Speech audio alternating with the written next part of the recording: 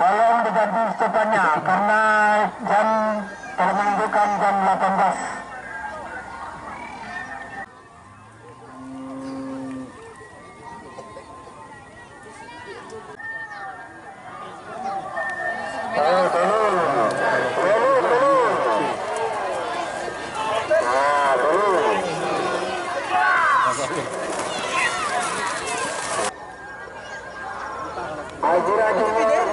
Tolong dibawa kembali ke lapangan karena bendera belum jatuh.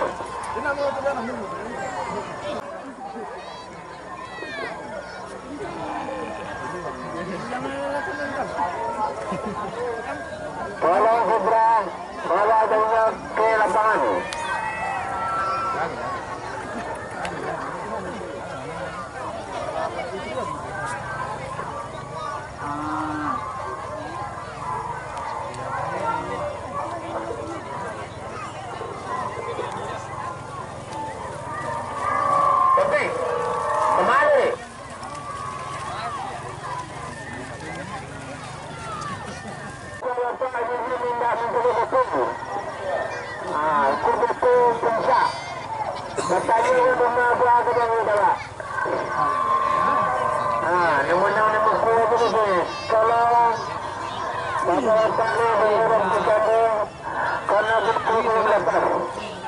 Mari kita saksikan bersama-sama.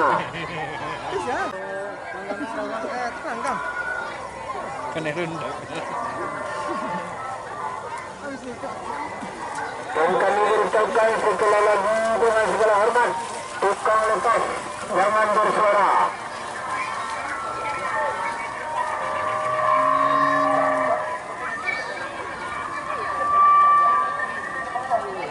Karena jam sudah menunjukkan 18 lewat. 18:11. Belum. Tukang lepas Anjani, tukang joki Anjani masih memasang bendera sudah jatuh.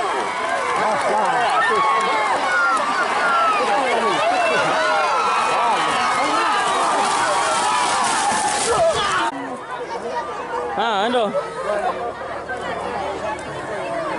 Jadi pertanyaan. Jadi pertanyaan.